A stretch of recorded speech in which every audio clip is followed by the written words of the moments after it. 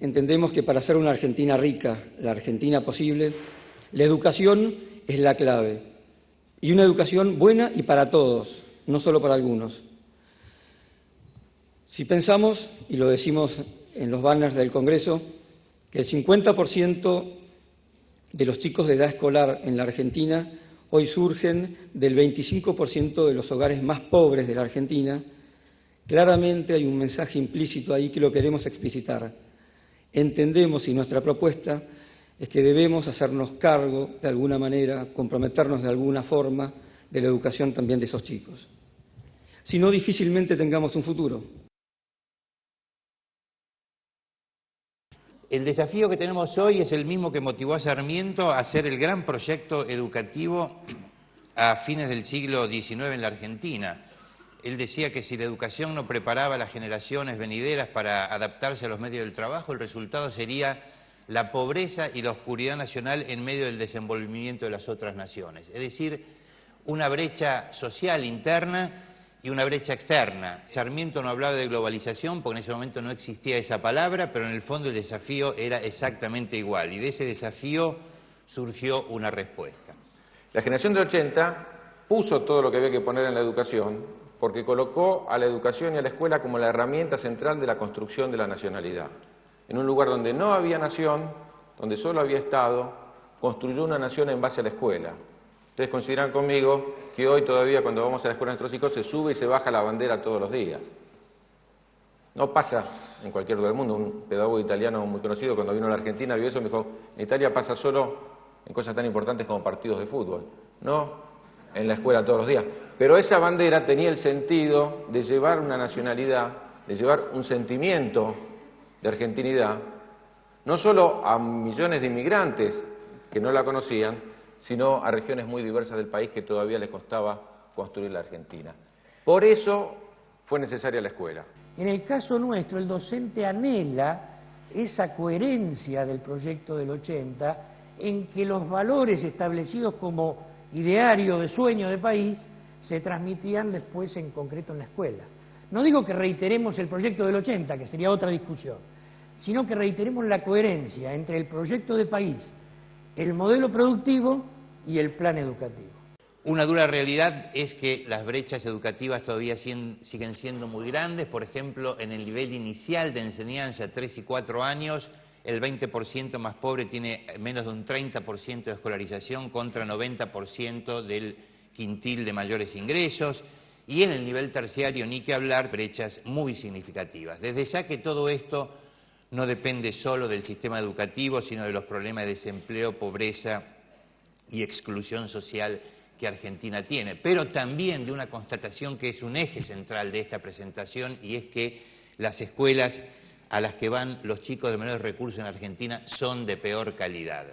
Y por eso yo creo que hay que hacer en la Argentina un esfuerzo muy especial y muy importante dirigido a las escuelas públicas, porque en la medida en que eso no se realice, todos estos desafíos no van a poder ser respondidos. Nosotros ponemos énfasis en escuelas ricas para los pobres porque realmente aparece como lo más desafiante, lo más preocupante y quizá lo más difícil de realizar.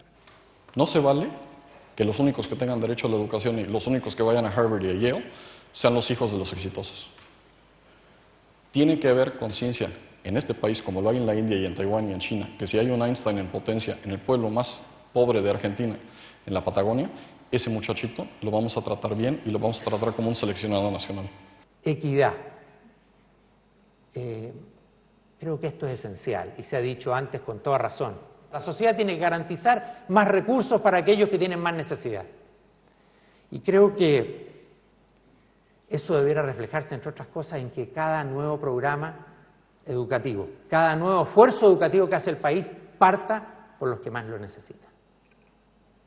Y que si vamos a dotar computadores, primero las escuelas más pobres. Que si vamos a hacer un programa de textos o de bibliotecas escolares, primero las escuelas más pobres. El Estado tiene la responsabilidad, en lo que decía Arellano, de atender a los que más necesitan, de no responder a los que más demandan, sino que de responder a los que más necesitan. ¿Se entiende cómo es? La educación es un bien que cuando uno más tiene, más demanda. los que menos demandan educación generalmente son los que menos educación tienen. Entre otras cosas porque tienen muchos otros problemas que los colocan primeros en la fila de los reclamos. Como experiencia docente, los padres que más se contactaron conmigo como docente eran los padres de mis mejores alumnos.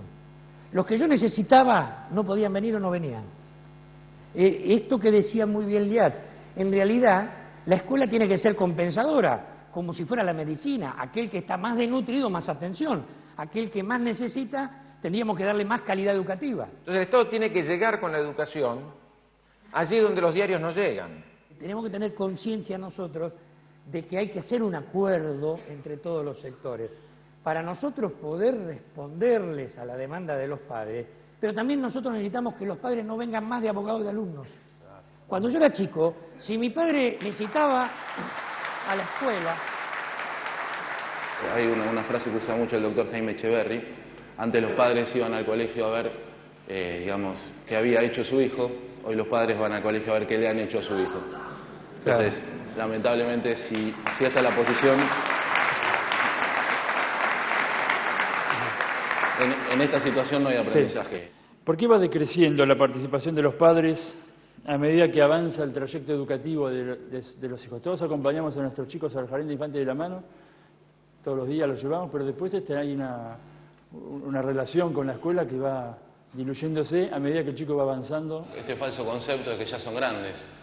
Entonces, los chicos siempre necesitan a los padres. Es decir, en todos los distintos procesos de la educación. Lo que pasa es que la participación de los padres debe ser distinta. Como bien señala aquí la directora, a veces los padres, a medida que los chicos crecen, se van adolescentizando junto a sus hijos. Entonces, en vez de transformarse en estos marcos referenciales tan importantes para que los adolescentes puedan crecer y no tener esta sociedad adultecente, ¿no es cierto?, donde los adultos quieren ser eternos adolescentes, obviamente, cuando empiezan, parece que en vez de ir siendo acompañados por sus padres, empiezan a ser parecidos a los padres. Claro. Tenemos mucho para aportar. Y ayer hablábamos, señor Casareto, de la crisis de referencia, ¿no? Y hablaba mucho de la autorreferencia. Si hay alguien que es referente para los hijos, son los padres. Es decir, los hijos quieren mirarse en los padres. Y esa mirada de los hijos, ese espejo que solo nosotros podemos ocupar, también debe estar dentro del proceso educativo y dentro de la escuela. De hecho, el docente es un auxiliar de la familia. Los padres somos los primeros educadores. Y esta es una función indelegable y maravillosa. Pero somos los primeros educadores. Entonces, a veces ponemos en los colegios, ponemos en las escuelas, expectativas que en realidad tienen que ver con nuestras responsabilidades propias. Vivimos en un mundo globalizado. Nuestros hijos, los jóvenes que hoy día están en la escuela, los que están egresando, van a tener que cooperar y van a tener que competir con sus pares en el resto del mundo. Y por tanto es extremadamente importante que sepamos cómo están ellos, qué resultados están teniendo de aprendizajes comparado con lo que pasa en otras partes del mundo. Tenemos, y creo que es una virtud, una ventaja de nuestro sistema, tenemos hace casi 20 años un sistema de pruebas nacionales que miden en distintas etapas del nivel de la escuela, en distintos grados, miden cuánto están aprendiendo los alumnos. Y eso permite comparar de un año a otro y ver cuánto hemos progresado y cuánto ha progresado cada escuela, porque naturalmente que las realidades son distintas. Y ese progreso ha sido lento y dispar. Más lento del que pensábamos que era posible avanzar. El 50% de los alumnos en los países industrializados obtuvo 500 o más puntos. 500 o más puntos, que fue lo que obtuvo 502, obtuvo el 10% mejor en Chile. En la Argentina 536. 536 quiere decir que el 40% en los países industrializados obtuvo resultados mejores que la élite en el caso argentino. Entonces, cuando decía insatisfacción con los resultados en términos de aprendizaje de los alumnos, a esto me estaba refiriendo. A que no solo los promedios, no solo el conjunto de los alumnos no lo están haciendo bien, sino que no lo está haciendo bien en términos de aprendizaje, en una cuestión tan básica como esta, que es comprensión lectora, o en este caso, prueba de matemáticas, en este cuadro que tengo aquí, sino que no lo está haciendo bien la élite. No lo está haciendo los que tienen el mayor apoyo y los mejores resultados. Tenemos problemas que hacen a las condiciones de trabajo, capacitación y formación de base docente. Van todos de la mano. Quiero dar un ejemplo. Por primera vez este año en la Argentina, el gobierno nacional planteó que le iba a pagar a la carrera docente una beca de 200 pesos por mes a todo aquel que tuviera promedio 8 en la secundaria. ¿Sí? 1.500 becas y nos parecía poquísimo. Quiero decir que nos costó conseguir 1.500 personas en la Argentina, jóvenes que tengan 8 en la secundaria, que quieran seguir la carrera docente. Porque quienes eran, en general, mujeres, mejores alumnas que antes seguían la carrera docente, hoy están en la universidad. Yo estaba en un profesorado de magisterio y cuando hacía un análisis, una charla vocacional, notaba que un gran porcentaje, más de la mitad, venían a estudiar magisterio porque habían rebotado en el curso de ingreso a la universidad y porque la familia le decía, bueno, mientras tanto, aunque sea, sé maestra. Y si es así, quiere decir que quienes ya siguen la carrera docente, por el salario que van a tener después, ya provienen de los sectores que fueron por los circuitos del sistema educativo más deteriorado. Con lo cual es muy difícil formarlo en la educación superior o en la capacitación posterior, porque ya la formación de base es una formación con dificultades. Por eso, el cuadro de Arellana, respecto de aún el 10% más alto de nuestra población, esa élite, está lejos de la de los países centrales. ¿Por qué? Porque los docentes, cuando se van a formar, no saben con qué sector van a trabajar. Entonces, si tenemos un problema de base en la formación docente, tenemos un problema en la capacitación y en las condiciones de trabajo y en el premio a la excelencia y el premio al esfuerzo, entonces eso está repercutiendo fuertemente en quienes eligen la carrera docente. Yo, para mostrar algunos de los cuellos de botella que son difíciles de resolver dentro del sistema educativo.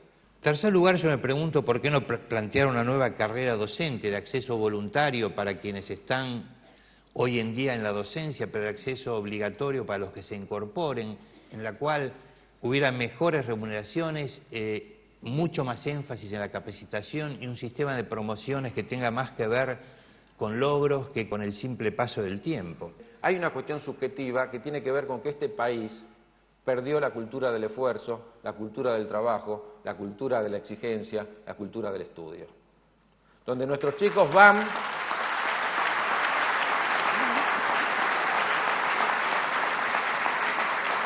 a la escuela más que nada a zafar. Nosotros vamos a la escuela cuando nuestros chicos sacan malas notas, no cuando no aprende. Y pocas veces tenemos la posibilidad de evaluar si nuestros hijos aprenden efectivamente o no. Bueno, yo, ya que veo políticos, funcionarios, los invito a que priorizar la educación hoy, hay que discutir las estrategias, obviamente, pero propongo empezar por el docente. Una gran cosa de la generación del 80, de la genialidad política de Sarmiento, fue preparar su ejército. Empezar por la reforma educativa no debe empezar por los edificios, debe empezar por el docente. Si no tenemos un docente nuevo, no vamos a tener una escuela nueva. Nos hemos propuesto, a través de la escuela, que es el centro cultural que recibe a todos los chiquitos, diagramar nuestro proyecto educativo institucional, que lo hemos consensuado no solo con los docentes, sino que lo hemos consensuado con los papás y con las instituciones intermedias, porque nosotros partimos de la premisa de decir, ¿qué necesita nuestro pueblo de su única escuela? La escuela desde hace unos años se ha previsto hacer un monitoreo desde dirección y sobre agosto, lo acabamos de hacer antes de venir, la dirección evalúa los avances curriculares del año, se tabulan los datos y vamos observando los avances. PIRS ha sido, el hecho de la prueba de comprensión lectora, que Vilma tiene los datos a mano, ha sido uno de los parámetros de cómo estábamos. Exactamente, la escuela sacó un puntaje de 503 puntos cuando el promedio de la Argentina fue 420. Y esto merece un aplauso, lógicamente.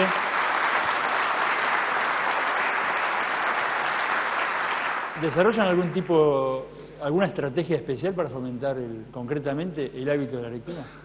Como los chicos nuestros van también al Polimodal, que está en Calefú, o sea, y una comunidad chica donde todos nos conocemos y estamos en el trato diario con los demás colegas, siempre se nos hacía hincapié que los chicos no comprendían lo que leían. Entonces hicimos un proyecto desde todas las áreas, desde educación física, plástica, música, o sea, todas las áreas curriculares, donde nosotros apuntamos a la comprensión y empezamos con lo más chiquito, comprender las consignas de trabajo. Yo las conocí anoche, pero señalo que de alguna manera, y a lo mejor sin saberlo, han cumplido con dos requisitos que la norma ISO pide. La primera es la evaluación de los resultados, obviamente, y después la revisión que la dirección debe hacer de los resultados, con bases estadísticas. Y la segunda, que es muy interesante, ustedes que están trabajando ahora los CREA en trazabilidad en la producción de carne, por ejemplo, la norma ISO también pide la trazabilidad del alumno, es decir, de dónde viene y a dónde va. Y ahí, insisto en este tema que excede a lo mejor las posibilidades del panel, hay que tener mucho cuidado con las evaluaciones que se limitan a medir resultados. Porque los argentinos lo que tenemos que hacer es un esfuerzo grande en mejorar desde el punto de partida y no medir resultados a la salida. No sirve de nada decirle a un alumno cuando termina el secundario que lo que él aprendió hasta este momento no le alcanza para ingresar a la universidad. Entonces, lo que en La Pampa han hecho, a lo mejor sin saberlo, es analizar esto que yo le digo la trazabilidad del alumno, ¿no? De dónde viene y a dónde va, y sin duda que ahí también se produce un proceso de mejora sistemática que me pareció importante destacarlo, ¿no? ¿Y qué instrumentos de calidad desarrollan en Tres Arroyos? O sea... La norma exige lo que llama trabajo por procesos. La mejora es un proceso de mejora continua y sistemática que no puede ser preparatoria para un examen, porque prepararse para un examen a veces permite zafar. Hay que usar todas las herramientas que el colegio tiene para lograr la mejora de manera sistemática, ¿no? Si estamos preocupados de calidad, tenemos que tener sistemas de aseguramiento de calidad, sistemas de control de calidad. ¿Cómo vamos sabiendo? ¿Cómo vamos dándonos cuenta? ¿Cómo vamos pasando revistas si nuestros alumnos están aprendiendo, si estamos logrando los objetivos que nos hemos propuesto? Y eso requiere sistemas de aseguramiento de calidad. Deberíamos mejorar sustancialmente el modo de medir la asignación de recursos y de hacer la asignación de recursos en la Argentina. Por ejemplo, yo les diría que casi ninguna provincia, y el casi lo digo por un poco de prudencia, sabe realmente en cada escuela cuánto está gastando por alumno. No lo sabe, y es fundamental que se sepa.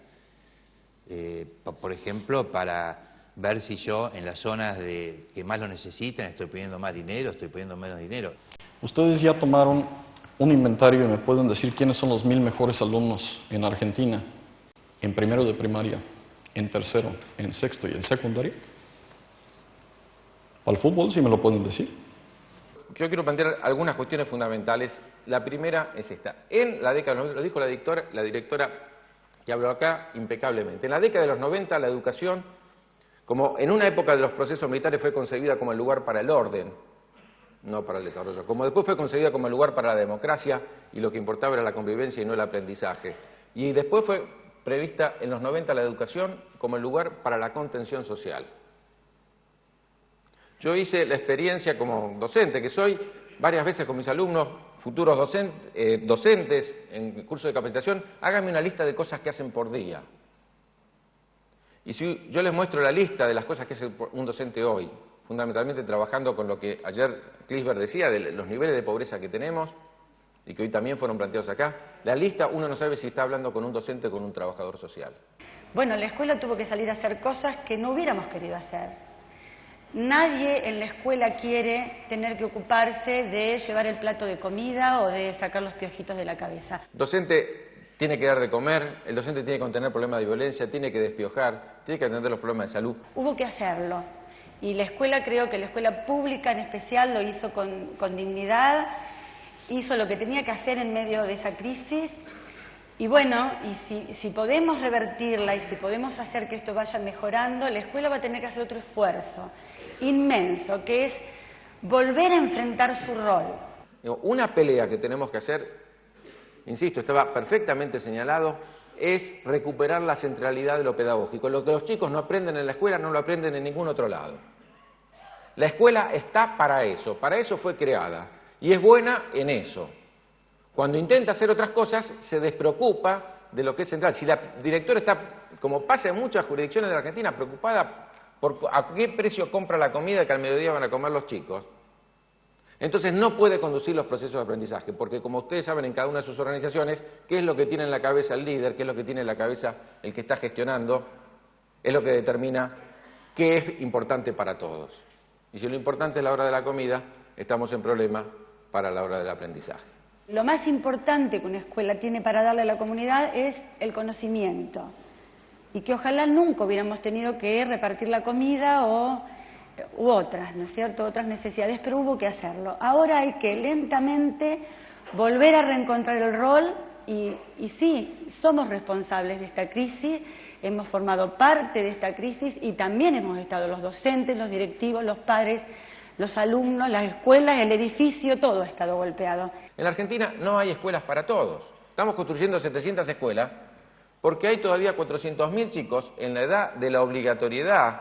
No estamos hablando ya los que están en el polimodal o la media superior, sino todavía hay chicos que no tienen suficiente espacio en las escuelas que hoy hay. Hay que construir escuelas y esto hace a poder cumplir con algunas de las pautas que Chile ha empezado a cumplir en cuanto a cobertura. Entonces, hay cuestiones materiales muy duras que hay que resolver y son imprescindibles. Sin ellas no hay posibilidad de educación. Hay cuestiones, ustedes saben que la Argentina el año pasado vendió 2.900.000 libros de texto para 10,5 millones de alumnos. Repito, 2.900.000 libros de texto para 10,5 millones de alumnos. Y acá hay una cuestión que es central. Nosotros hemos distribuido en lo que va del año 3,5 millones de libros de texto y más de 2 millones de libros de literatura para las escuelas. Si no hay libros no se puede estudiar. El libro es la base para el estudio y no lo tenemos resuelto para todos los chicos en la Argentina. Y acá vuelvo sobre una cuestión que señaló. Es importante para el Estado, se lo debe proveer a los sectores más carenciados. Pero la pregunta es, ¿nosotros como padres privilegiamos el libro? Lo que está probado y lo que muestran todas las estadísticas es que los sectores medios y los sectores altos tampoco privilegian el libro. Teniendo la posibilidad de consumo, premian al chico con otras cosas que no son libros. Y generan la idea del libro obligación y no la idea del libro placer. Las herramientas para seguir aprendiendo tienen que ver, en primer lugar, con el gusto por aprender, la pasión por aprender y las herramientas para hacerlo. Y eso pasa desde la comprensión lectora, por eso es tan importante y tan preocupante esos resultados de esos estudios internacionales que fallamos en la comprensión lectora. La persona cada vez tendrá que aprender a gestionarse mejor a sí misma. La persona tendrá que entender que su patrimonio no son los ahorros que tiene fuera del país o en un banco, que su patrimonio principal es su conocimiento. Cada persona tendrá que aprender a gestionar su formación permanente, tarea que no podrá delegar ni en su empresa ni en nadie más. Argentina tiene los mismos desafíos de capacitación y de educación, los mismos desafíos tecnológicos que tiene Francia, que tiene Alemania, que tiene Japón, que tiene Corea y que tiene Estados Unidos. Debemos enfrentar los desafíos del siglo XXI, pero Argentina y América Latina en general tienen deudas del siglo XIX. Si tenemos gente que tiene que entrar a la era de la cibernética, la tecnotrónica, de la informática, y hay gente que no entró en la era de Gutenberg. Entonces, Argentina tiene un esfuerzo en sus recursos, incluso los recursos materiales. Por ejemplo, ahora, este mes, septiembre, el Ministerio está alargando 2 campañas, una campaña de alfabetización digital y una campaña de alfabetización de lectoescritura. El país del mundo que tiene más patentes por habitante relacionado con número de habitantes no es ni Alemania, ni Estados Unidos, ni Inglaterra. El país del mundo que tiene más patentes de alta tecnología por habitante es Taiwán, porque se ha hablado mucho de Corea, que evidentemente, sobre todo en secundaria, ha hecho maravillas. Pero es que en Taiwán han llegado y llegaron a fondo hace tiempo ya a la universidad. No todos los chicos terminan los 10 años de escolaridad que plantea la Ley Federal de Educación. Tenemos un problema grave. Pero no por eso Argentina puede desatender ciencia y tecnología. No por eso Argentina puede desatender a nivel superior, porque es ahí donde se crean las condiciones de desarrollo científico-tecnológico que nos permiten crecer como país y que permiten que no seamos solo reproductores de conocimiento que otros países produjeron, sino también creadores de conocimiento.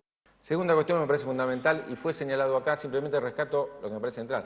Cuando nosotros el año pasado invitamos a los especialistas y autoridades de estos países, de Irlanda, de Corea, de Malasia, de Canadá, de Finlandia, países productores de productos primarios hace unos años y ahora países que los podemos denominar sociedad de conocimiento, le preguntamos qué modelos tenía. Había algunos modelos que eran muy de mercado, muy privatistas, otros modelos eran muy estatales, había casi 5 modelos distintos.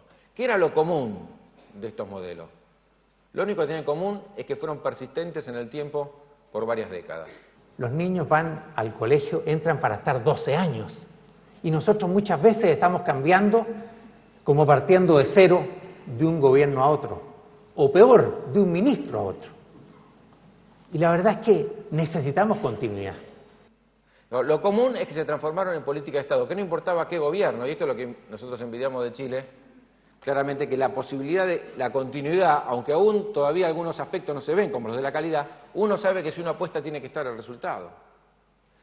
Y no de ser refundacionales, que cada gobierno que viene, o peor, cada ministro que viene, empieza todo desde cero. Creo que esta cuestión, si lo podemos colocar como política de Estado, con Moncloa, sin Moncloa, nosotros creemos que es fundamental y estamos lanzando ahora el debate por la ley de financiamiento educativo, para sacar ese tema, no solo por el aporte, sino para sacar ese tema del debate, garantizar una inversión social creciente en educación para los futuros años y que nos permita ir a discutir lo sustantivo, que es cómo mejoramos la calidad del aprendizaje. Necesitamos que la educación sea prioridad nacional, no solo sea política pública, no solo en primer lugar sea política de gobierno, sino que política de Estado, sino que además sea prioridad nacional de toda la sociedad. Y esto requiere, por eso yo hablaba antes de gobernabilidad del sistema, hablaba de mecanismos de aseguramiento de calidad, requiere ir fortaleciendo las instituciones educativas. El desarrollo en general, en todos los ámbitos y en particular en educación, se logra cuando vamos fortaleciendo las instituciones. No podemos depender de personas que van a pasar en la medida en que no logremos fortalecer las instituciones. Una brevísima anécdota. Nosotros certificamos ISO 9000 y se hacía el Congreso Iberoamericano de Educación y había una sola escuela certificada, fue la nuestra, y tuvimos que ir a exponer. Era un lugar de mucha gente en la UCA. En la primera fila se habían sentado 2 funcionarios de segundo nivel del Ministerio de Educación de Chile. Ellos no tenían ninguna escuela certificada, ninguna escuela certificada. Les aseguro que se escuchaba el ruido del avirome, de cómo tomaban nota de lo que se decía. Había colegios de España, de Brasil, de México, de Argentina. 2 años después nos volvimos a reunir. Chile tiene hoy más de 100 centros de formación profesional certificados. No vamos a esperar el pacto de la Moncloa para que esto empiece a caminar. Me parece que en esta línea tendríamos que trabajar. Y un cierre de Sarmiento, por lo menos el mío. Sarmiento decía, es más barato mantener escuelas que mantener comisarías. Bueno, les agradecemos la participación. Los recursos existentes en la Argentina hoy, en estos sectores productivos que hemos evaluado, como el caso de la biotecnología o el software, son realmente inicialmente suficientes como para poder encarar un desarrollo tecnológico. Lo que necesitamos es tener políticas de largo aliento, que creo que durante todo el día de hoy se han visto en forma exhaustiva a través de las presentaciones del doctor Lach y del representante chileno, y realmente creemos que es una mecánica fundamental para no perder la posibilidad a futuro. Nosotros en Biocidos tratamos de acuñar una frase que dice que tecnología es la empresa investigando. Y que para lograr innovación es necesario implementar una batería de acciones que exceden la mera articulación de la universidad con la empresa. Nos parece muy bien que tengamos este enamoramiento con la universidad, pero el desarrollo tecnológico no debe ser que la universidad investiga y la empresa aplica. El verdadero desarrollo tecnológico se logra con equipos propios en las empresas, trabajando mancomunadamente con el sector público. Conclusión. El desarrollo tecnológico parte de una decisión estratégica de toda la nación.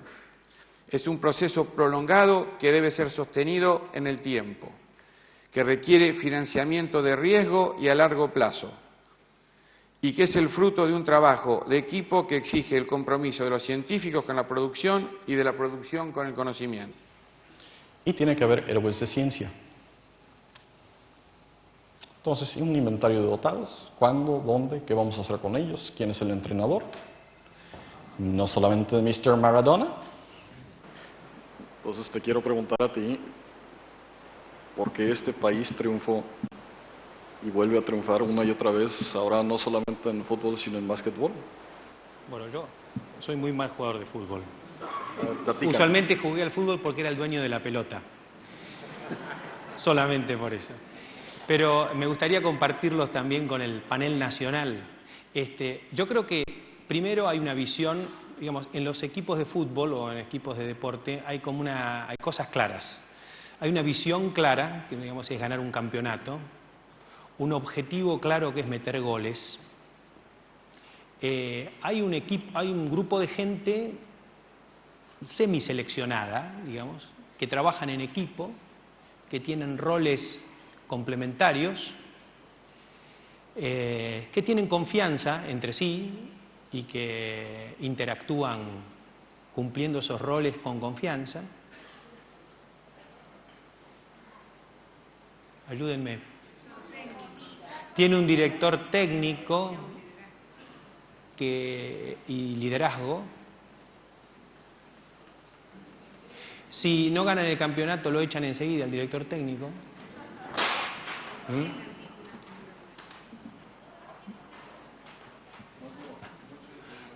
Los chicos nacen con una pelota, se entrenan, hay entrenamiento, hay capacitación.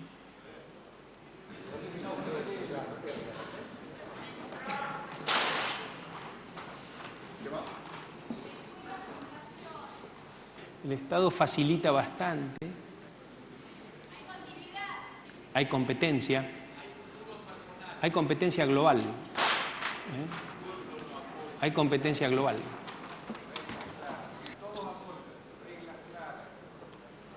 ¿En educación existe lo mismo?